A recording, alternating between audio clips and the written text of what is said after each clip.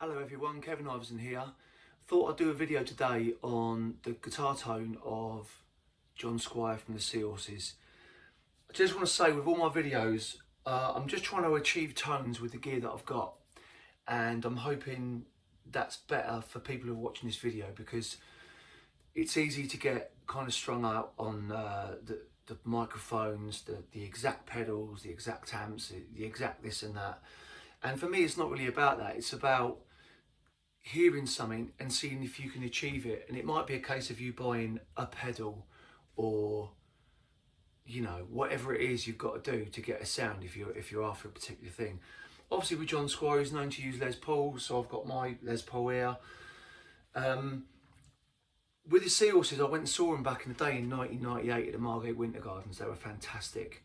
My dad took me and my mate. He stood at the back of the hall and me and my mate went down the front. I went right down the front because I wanted to stand in front of John Squire. My ears were ringing for a couple of days after that gig, and I loved it. The fact that my ears were ringing for John Squire's guitar was, I felt that was a privilege.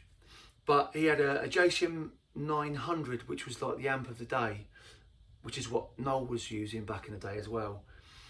I believe he would have been using a tube screamer, I guess, for solo boosts.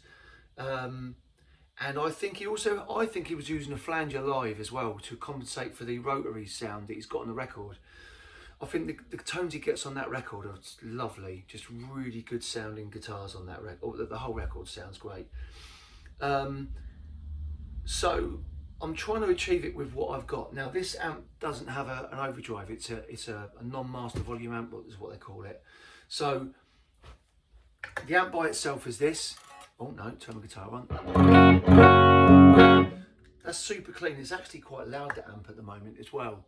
So I have my overdrive on all the time, and the overdrive I use, I'm not affiliated with any of these brands or makes or whatever. This is the Noble's ODR Mini 2. When I turn that on, I'm using that to actually, the level is actually turning the amp down a bit. I don't want to muck the sound up on YouTube here, because I'm just using the mic on my phone to mic all this up. The drive is a bit higher than what I normally have it.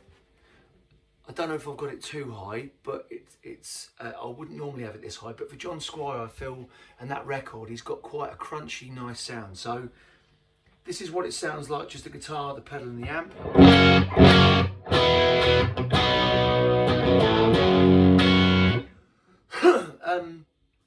The other pedal I'm going to leave on as well, which is optional, is the reverb. I've got some reverb on here as well, which sounds like this. It's a really quick reverb I've got going on there. So I've got it on the plate setting.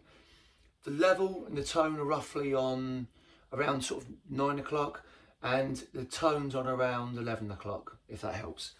That's just optional. That's just because it's so produced, that record, well, I thought a bit of reverb would sound quite nice. Other pedals I've decided to add is that I've got the Boss Wazacraft Fuzz. He uses a fuzz face, I think.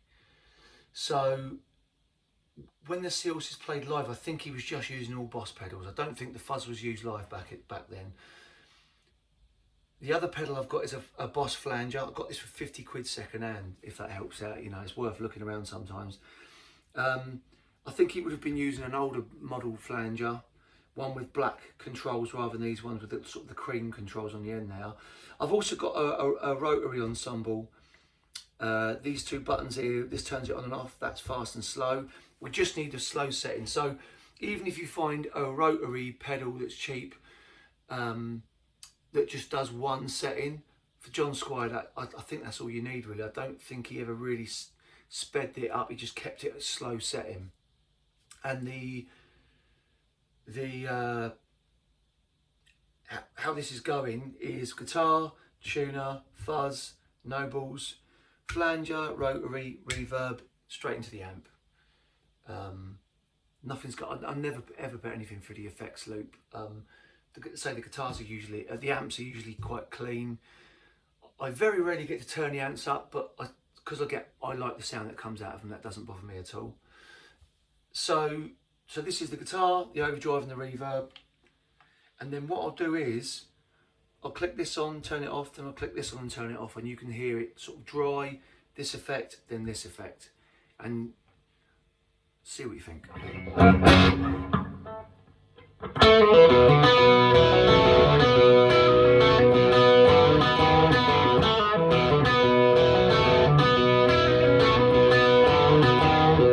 So with this effect, which is the rotary speaker,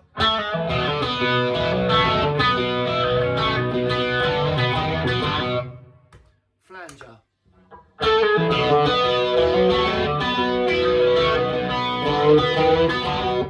So I don't know how that's coming across in YouTube land, but for me that's they sound quite good. You know, if I was playing a Seahorses track, I mean, normally live I take this out because you can speed it up and slow it down. It's almost like you've got two pedals in one. And if you can afford one of these, then I think they retail at about 200 quid, might be more. Pick one up for less. A friend of mine had one of these, and he didn't really get on with it. I get on with this quite well. I record with it a lot, and yeah, my music's on Spotify, iTunes, and that, and I've used this a few times actually. The flanger, I love owning this flanger because it's always handy to have, because I record and, you know, playing around on guitar all the time anyway. Live, I swear to God, I use one of these, because even in the middle 8 section, I can hear where it says these waters around.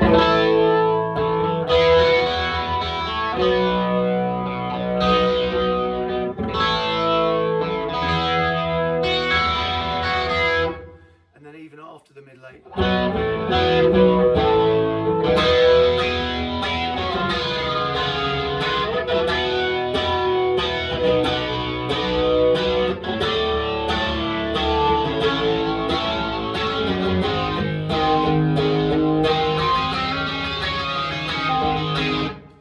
So yeah, you definitely use that there, but yeah, I mean, like, to me these are kind of the don't want to say it's a secret weapon of that band, but it just adds that element to it, which to me is his sound. Like, even with the latest John Squire and Liam Gallagher record, you can hear there's some modulation he's got in his guitars there, and maybe a bit of fuzz and all that. So he's always and when you think of the Stone Roses, there's always like I think he used to use the Ibanez flanger, which at some point I want to get the mini version of that, because that's got a sound of its own as well.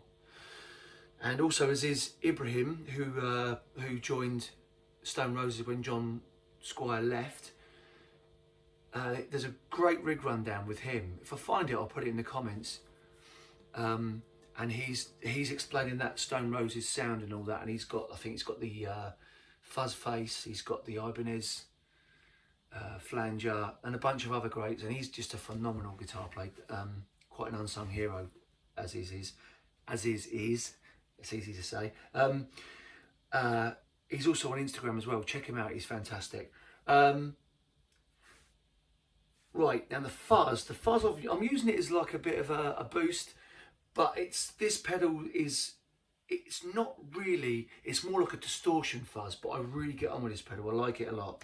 Again, I've used this in a lot of recordings too. So I'll use this I'm going to turn this on, and I'll turn that on as well. And this is from that song called 1999, I think it is.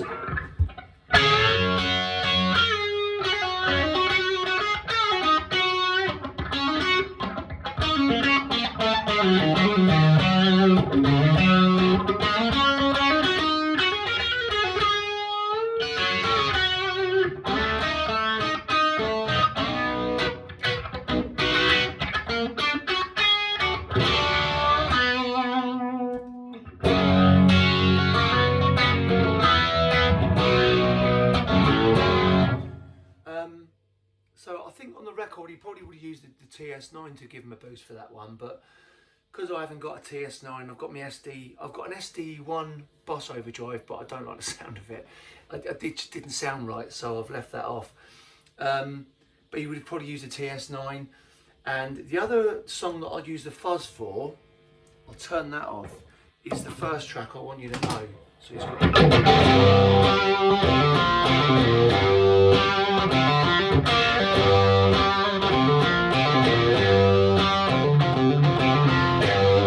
So he uses it for that as well. He's definitely got a fuzz or something going on there. It just sounds really screwed up, and just a nice sound on that record. So yeah, that for me, I'd say really is it for John Squire on the Seahorses stuff.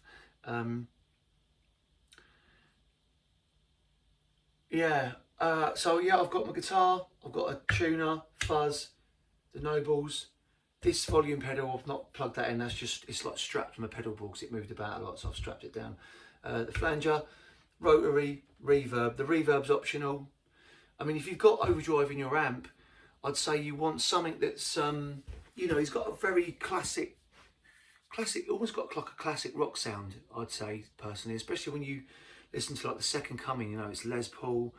It's almost like, he kind of crosses between like Jimi Hendrix and Jimmy Page a bit, you know.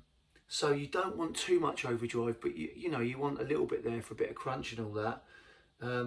Obviously he's using the Les Paul with a humbucker, that's important, but that's about it really. As always, please leave a comment, let me know what you think. As I say, it's for me, it's not about completely copying someone, it's just trying to get close, you know, because like for me, I play my own music, I play all kinds of different bands and whatnot, and it's just about getting close to a sound, you know. And if someone's struggling to find a certain effect or sound that someone uses, and you know, I think I know what it is, I'd like to help out. So I hope this has helped you out. Hope you've enjoyed the video.